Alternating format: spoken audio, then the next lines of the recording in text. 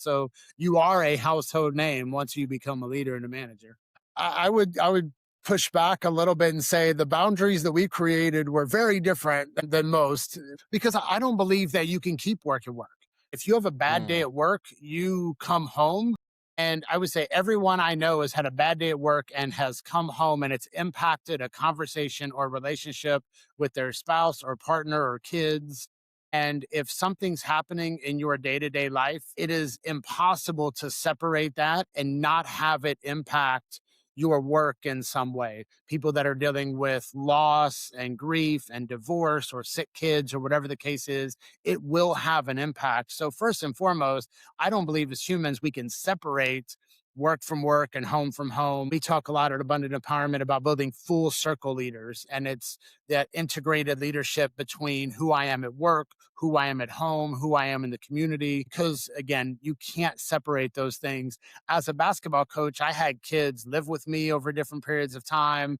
It became a big deal during the state championship run that every Friday night, the entire team spent the night at my house. Now, as a leader and a mm. manager, I would not necessarily advise that you have the entire staff over to spend the Yeah. night at your house. But I do believe that building that connection and building those relationships that keep the work at work and keep home at home, I believe is outdated. And Oh, really? understanding that we can't do those things as humans. And there is a boundary, there is a line, and that doesn't mean you tell all of your personal business to every direct report that you have. But I do think that understanding that humanity and the impact that a manager has on their employees and that what happens at work impacts home, what happens at home impacts work, really allows that dialogue for some transparency and vulnerability to happen that I think is important in building high performing teams and building trust and in building long term culture and success.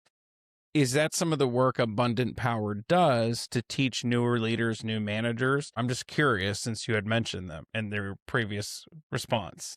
When we talk about full circle leadership, again, it starts with each individual. We've got to understand the things that are happening inside of me and inside of us.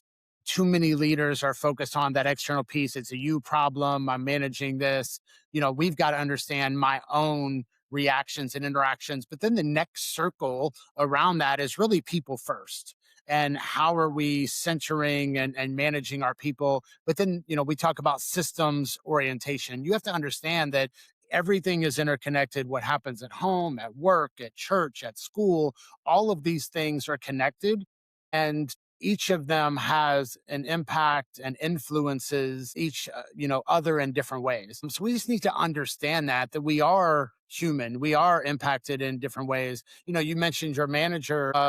Manager has more impact on an individual's mental health than anyone in their life besides their spouse and partner. The role that managers and leaders play, I don't think gets enough attention or enough understanding of that leader or manager that they have this personal responsibility to do better, to lead better, to be a better manager.